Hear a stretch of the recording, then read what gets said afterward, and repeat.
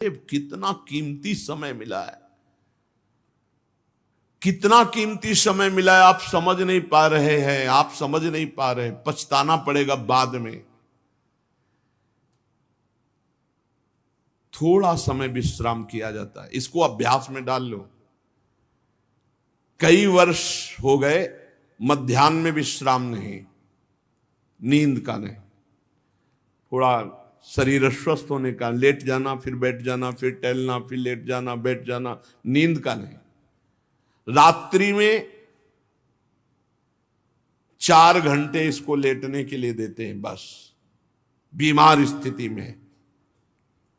शायद बीमारी ना होती तो पद्मासन में इसको हम विश्राम देते, पर अब पद्मासन लगा नहीं सकते।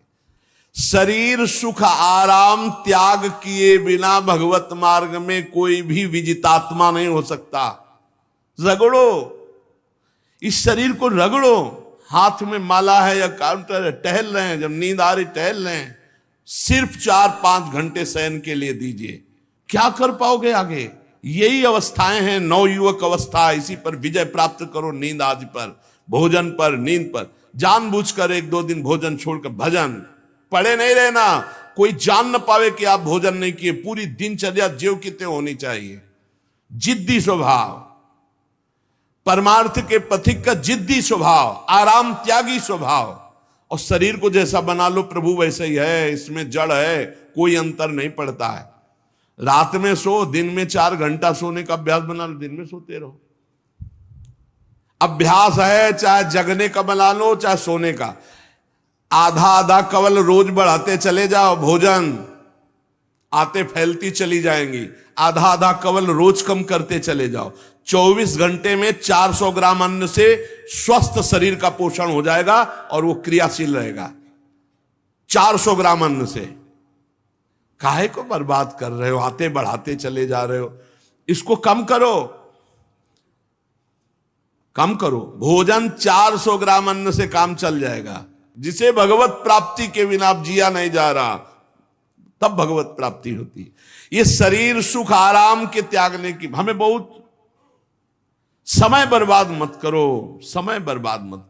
भोजन कर रहे हो, नाम जब चल रहा है, अंदर पद चल रहा है, कोई भी भोग तुम्हें नहीं फंसा सकता यदि भगवान नाम चल रहा है। समझ ही नहीं रहे, भगवान नाम नहीं जप करना, बस मन मानी आचरण करना है। बड़ी भारी आवश्यकता है शरीर सुख आराम के मिटाने की साधक को।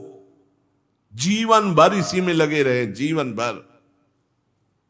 जब से इस मार्ग में चले तो इसी पर है। नींद और भूख, 2 पर भारी प्रहार रहा है, नींद और भूख। वो भगवान की कृपा से ऐसा, अब तो बहुत भारी रोग से ग्रसित है। लेकिन पीछे मुरारी शरण आए और कहा अल्ट्रासाउंड कराने चलना है, डॉक्टर ने बोला है, तो आज कुछ खाना नहीं। हम कहा आज की बात कर रहे हो? 3-4 दिन से कुछ नहीं गया। जब डॉक्टर वहां देखा तो बोला बाबा पानी पे रहते हो क्या? जो वैसे किया, जानबूझ करके मधुकरी नहीं जाना, 3-4 दिन नहीं पाना। अब देखते हैं भजन कैसे होता है। और यह अभ्यास बचपन से, भूखे रह करके, सर्दी में, गर्मी में, बीमारी में, हर स्थिति में भजन नहीं छूटना, दिनचर्या नहीं छूटने। शयन में जो तुम्हें सुख मिलता है वो तमोगुणी नींद का है। जागृत होकर भजन में अगर समय व्यतीत कर दो, हाँ, जीवन आनंद में। शरीर सुख आराम को नष्ट करने की जरूरत है साधक को। दिन में सोना बंद करो। जो रात्रि में जगते हैं वो सो सकते हैं आधा टाइम, आधा टाइम सोने का टाइम 4 घंटे, तो 2 घंटे विश्राम कर लो। और रात्रि में ऐसी सेवाएं करो कि 1-2 घंटा उसमें विश्राम कर लो। 4 घंटे से काम। और जो रात्रि में चैन से सोते हैं, दिन में मत सो। दिन में टहलो, माला लो और अपने ही कमरे में टहलो, बंद करके कमरा, अपने ही अंदर टहलो, खूब नाम जप करो, मंत्र जप करो। देखो कैसा आनंद आता है कि अरे तेरा समय जा रहा है, पता नहीं आगे कौन सा रोग आ जाएगा, कौन सी घटना घट जाएगी, तू भजन करने लायक रहे या ना रहे। आज भजन कर लेगा तो कल, बता रहे हैं ना, हर समय मन उत्साहित रहता है। तभी हम कह रहे हैं कि भजन करोगे तो मरते दम तक तुम्हारा उत्साह नष्ट नहीं होगा, उत्साह संपन्न। कितना आनंद रहता है मन से भगवत आराधना शुरू हो जाती है, मन से पाठ शुरू हो जाता है, मन से परिक्रमा शुरू हो जाती है। हमें लगना है, आराम शब्द जीवन में नहीं। सीधी बात समझो, जब तक भगवत प्राप्ति नहीं तब तक आराम नहीं। राम काज कीन्हे बिनु मोहि कहां विश्राम, बिल्कुल जिद्दी स्वभाव बनाना पड़ेगा। शरीर आलस्य प्रमाद भोग नाना प्रकार की खान पान सामग्री, तो भगवान कहते फिर मेरी प्राप्ति के लिए विजितात्मा बनो। आराम है, राम काज कीन्हे बिनु मोहि कहां विश्राम। समुद्र पार कर रहे, मैनाक जी प्रकट हो गए, थोड़ा विश्राम कर लो, बोले नहीं, राम काज कीन्हे बिनु मोहि कहां विश्राम, मोहि कहां विश्राम। सेवक सुख चाह मान भिखारी, व्यसनी धन शुभ गति व्यभिचारी, कभी नहीं। सर्वभूतात्म भूतात्मा, संपूर्ण प्राणियों के साथ आत्मवत व्यवहार करे, सब में मेरा प्रभु विराजमान है। जैसे हमारे किसी शरीर के अंग में चोट लग जाए तो हमें ही लगती है, ऐसे संपूर्ण चराचर जगत में जब हम किसी को दुखी देखे तो हमारा हृदय दुखी हो जाए। कैसे इसके दुख को, इसे सर्वभूतात्म भूतात्मा कहते हैं। जो योगी होता है वो सबको सुख पहुंचाने की चेष्टा करता है, किसी को भी दुखी देखकर उसका हृदय व्याकुल हो जाता है। साधन में स्वाभाविक प्रवृत्ति नहीं होती, लगाना पड़ता है, इसलिए उद्देश्य दृढ़ रखो। अब हमको इसी जन्म में भगवत प्राप्ति करनी है, हम प्रियालाल की शरण में हैं, हमारा एक एक मिनट बड़ा कीमती है, हर मिनट में हर सेकंड में हमें नाम जप करना है और प्रभु के भरोसे रहना है। कम सोना है, कम खाना है, कम बोलना है, तीन बातें पकड़ो।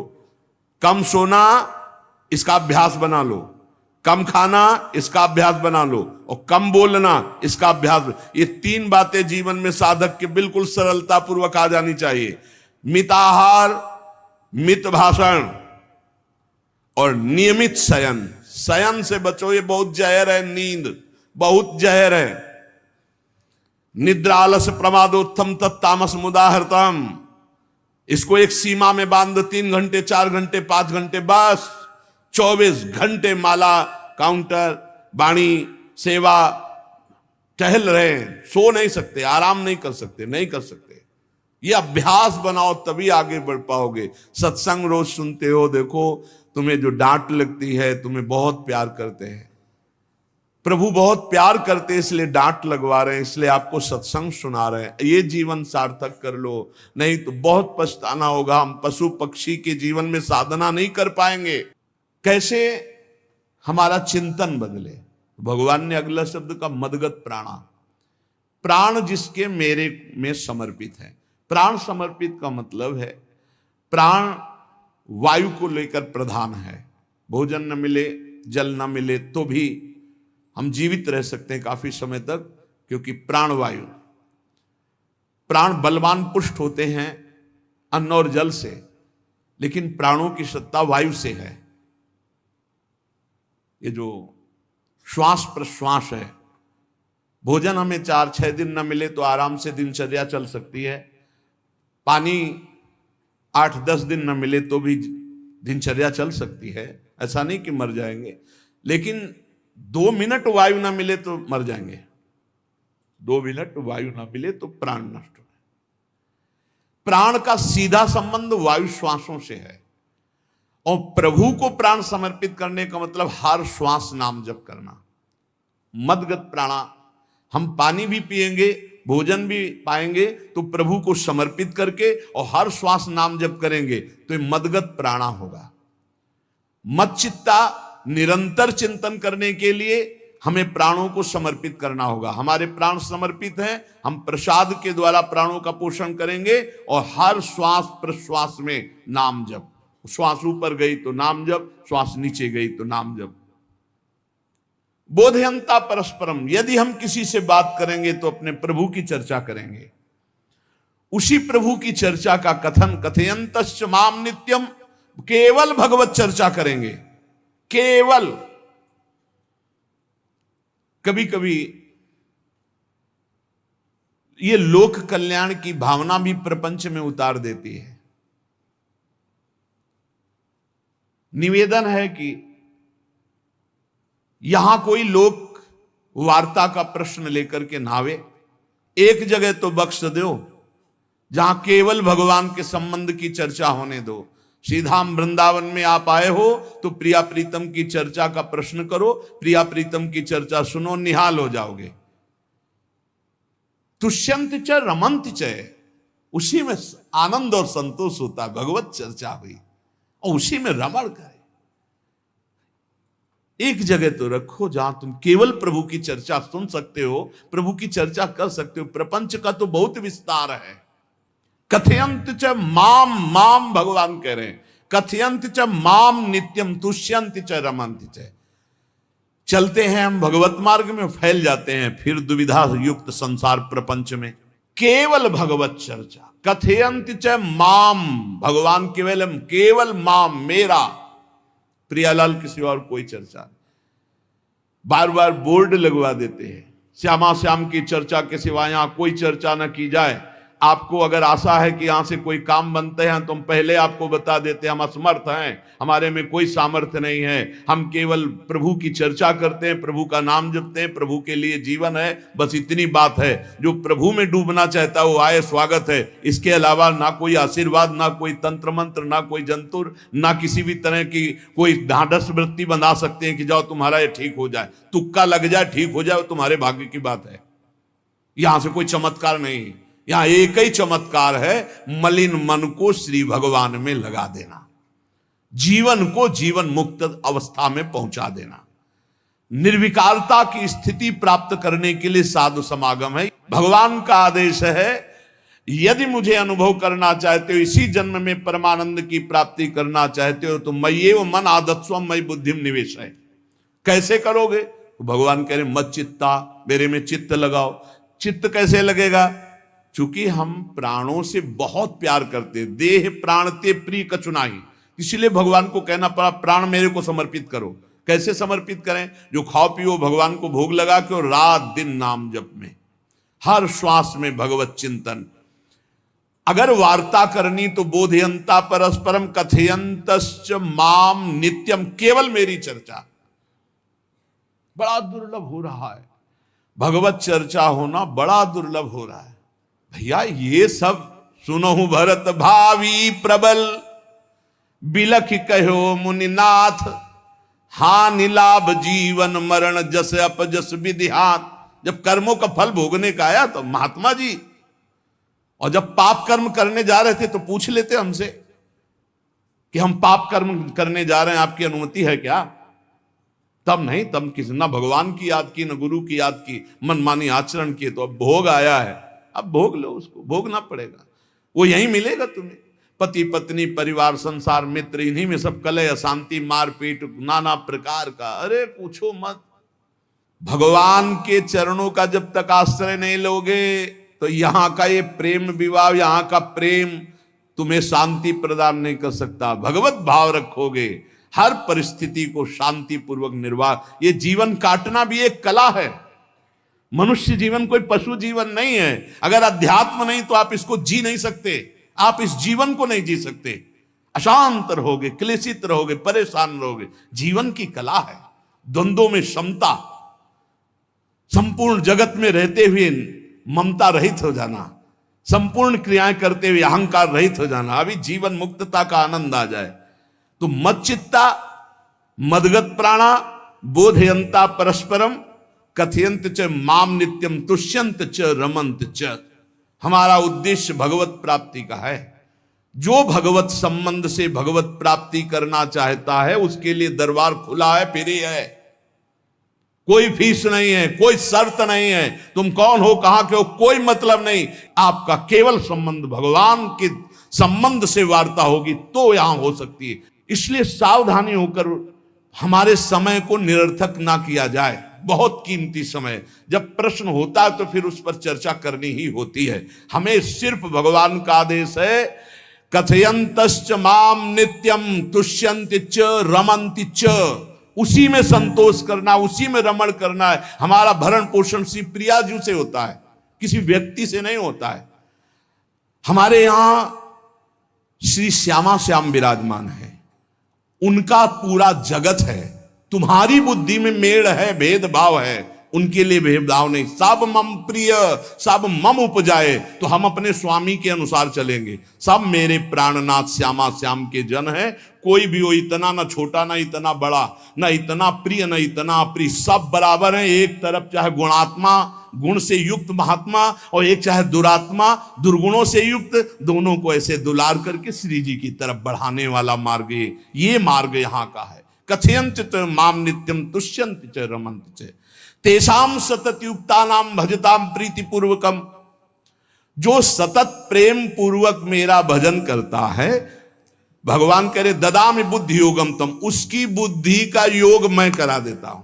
ये खास बात हुई, लगाने की चेष्टा हमने की मन बुद्धि को, और भगवान आकर मन बुद्धि में विराजमान हो गए। तेषामेवानुकंपार्थ महमज्ञानजं तमहा नाशयात्म्यात्म भावस्थो ज्ञान दीपेन भास्वता। भगवान कृपा करके उसके हृदय में ज्ञान प्रकाशित कर दिया।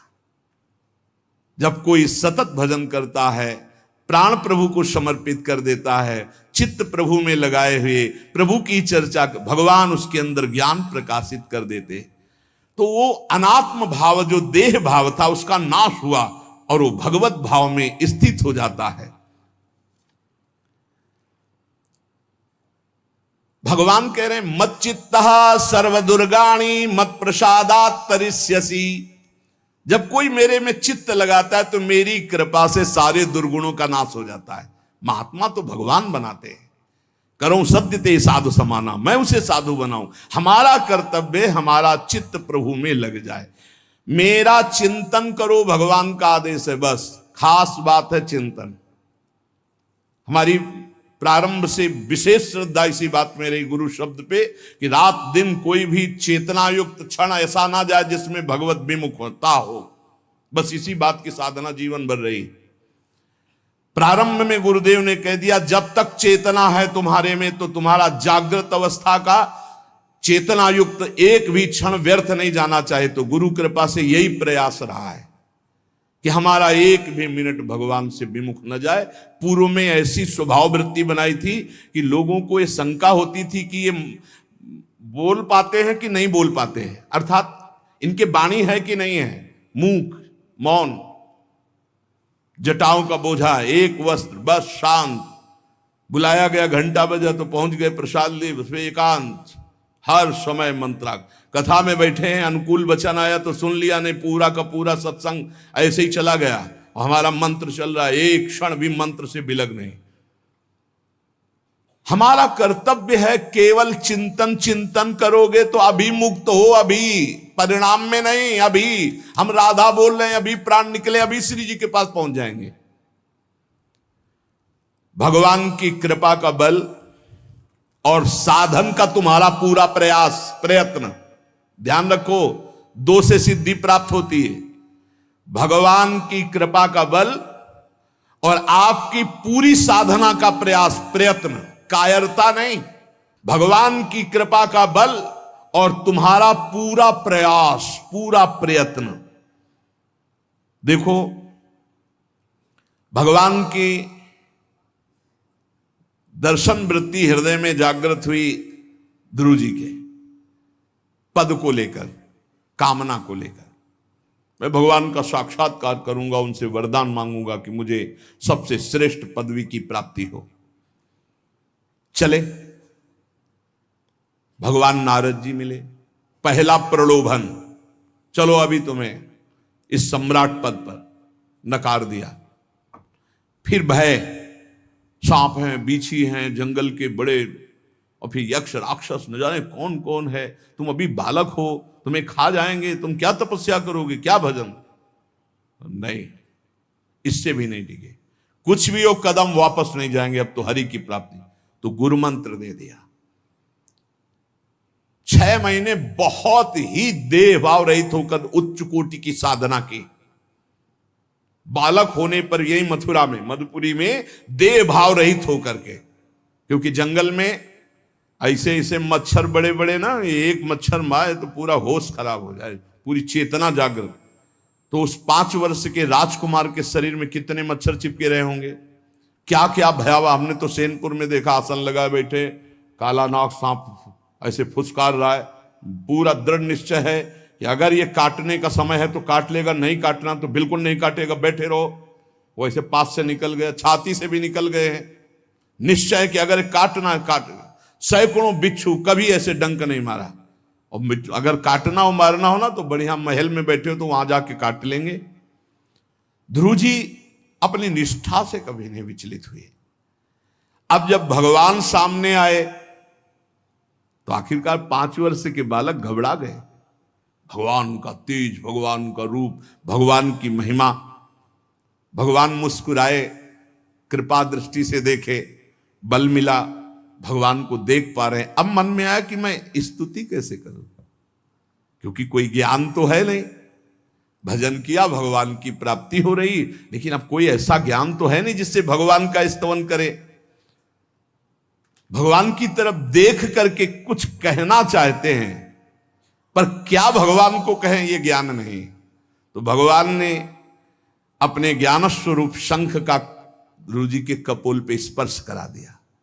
जो भगवान कह रहे, ज्ञान तो मेरी कृपा से होता है। अभी पीछे इस श्लोक में भगवान ने कहा, तेसा मेवानुकंपार्थो महमक ज्ञानजम तमः नाशयाम्यात्म भावस्थो। अनात्म भाव का ये जो आत्मस्वरूप अनात्म देह में भाव आ गया है, इसके नाश का जो ज्ञान होता है ये भगवान की कृपा से होता है। जे भी संग छुआया दिव्य ज्ञान और भगवान की दिव्य स्तुति की। तो ये देखा जाता है कि भगवान की कृपा से ही साधक में दिव्यता आती है, दिव्य ज्ञान आते हैं। पर प्रयत्न अपना होना चाहिए। प्रयत्न था तभी तपस्या में आए, नहीं तो प्रलोभन में फंस जाते या भय में डर जाते। ना प्रलोभन में फंसे चक्रवर्ती सम्राट पद देने पर, और ना भय में फंसे कि सांप बिच्छी और सिंह खा जाएगा, इससे भयभीत नहीं हुए। और प्रयत्न इतनी जोर का किया, आप भागवत में पढ़ लीजिए, देह भाव रहित होकर कितना कठोर तप, 6 महीने में भगवत साक्षात्कार। आत्मबल, भगवत कृपा बल। ये मन है बहुत डराता है, कैसे जिएंगे, बुढ़ापे में कौन सेवा करेगा, क्या दुनिया का प्रपंच खड़ा कर देता है। इसको इसी ज्ञान से काटो, भगवान है ना, भगवान सब करेंगे। भगवान के लिए हमने जीवन दिया है, ये जीवन भगवान के लिए हार। अरे दिव्य हो जाओगे, रिद्धियां सिद्धियां हाथ जोड़े खड़ी रहेंगी। भगवान जानते हो क्या भगवान है। हम एक बार भगवान के नाम पर अपने आप को न्यौछावर तो करके देखें, पर यह अहंकारी जीव मानता नहीं है। यह अहंकार का बल लिए रहता है। आसुरी प्रकृति है ये अहंकार। अहंकारम बलम दर्पम कामम क्रोधम च संश्रिताः।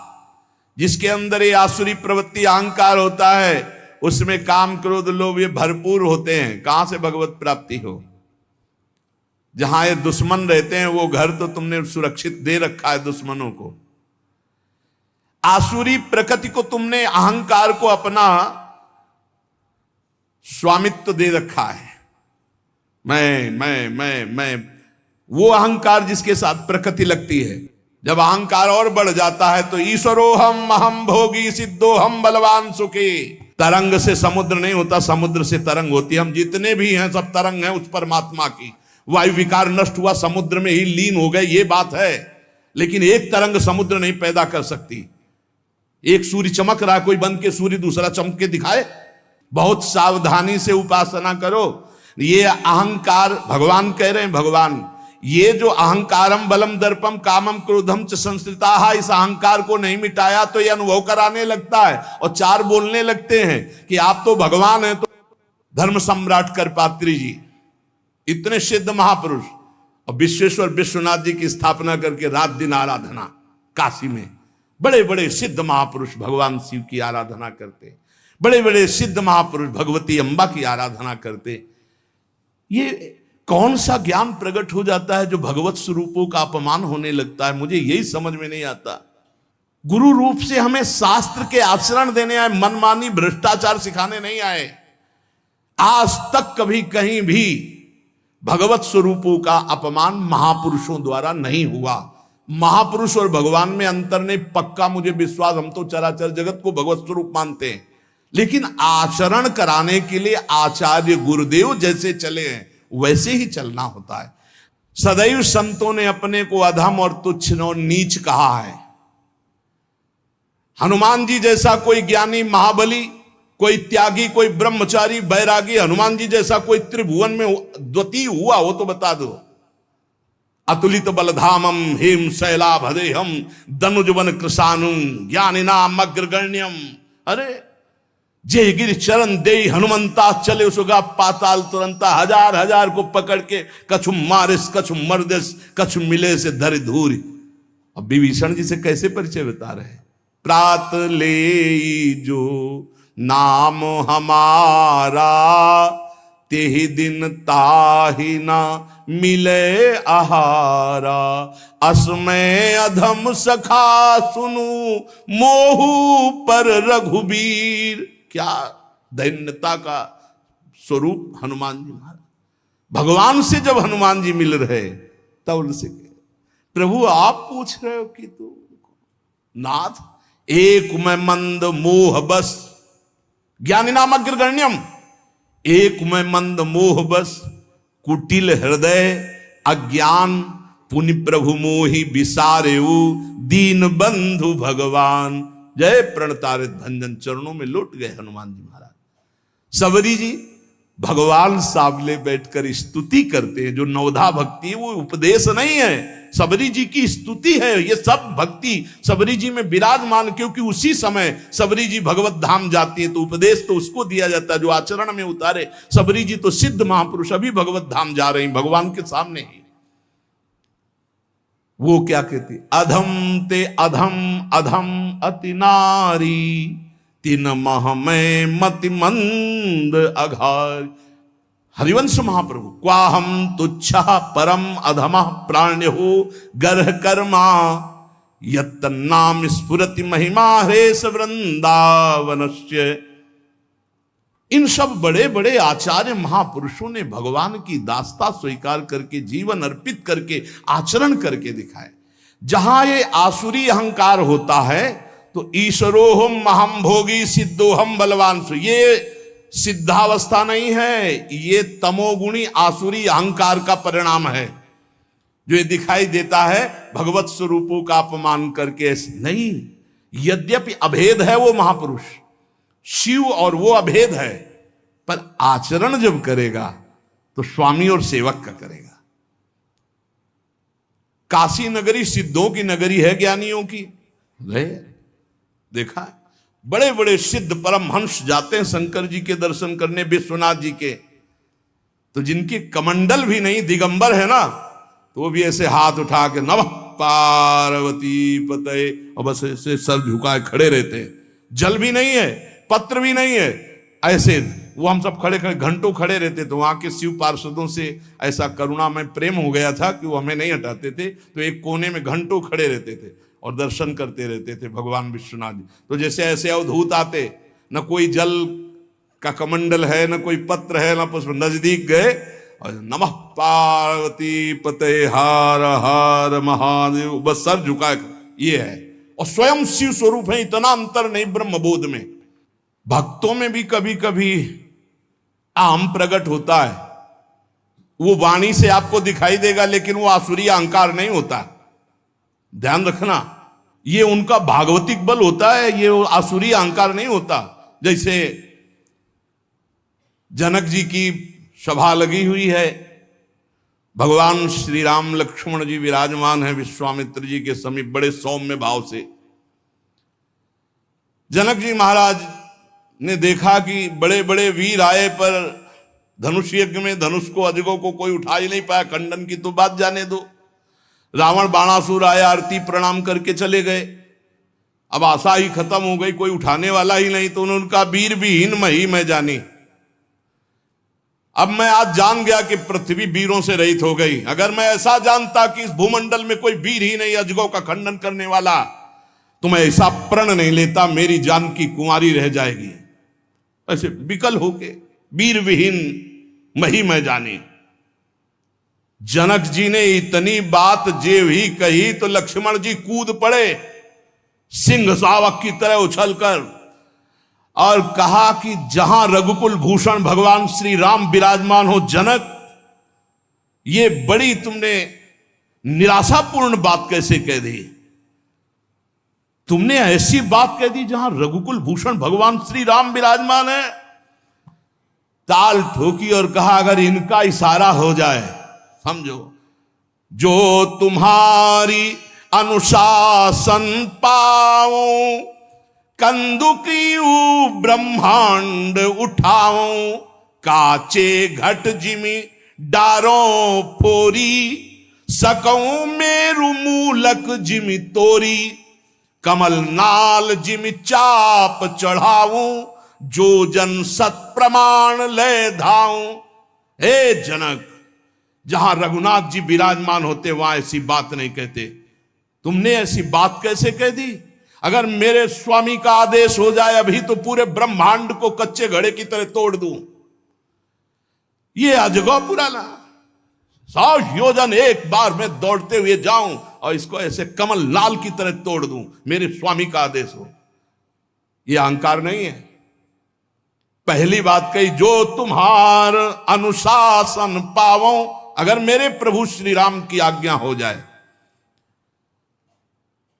और लक्ष्मण जी ने एक बात और कही कि तोरों छत्रक दंड जिमि तव प्रताप बलनाथ, आज के बाद कभी धनुष स्पर्श नहीं करूंगा यदि मेरी बात झूठी हो जाए। आपके प्रताप से इसे बरसाती छत्ते की तरह तोड़ दूं इस अजगौ को, अगर आपका आदेश हो। तो प्रताप बलनाथ, यह अहंकार नहीं है, यह भक्त का भगवत प्रताप है।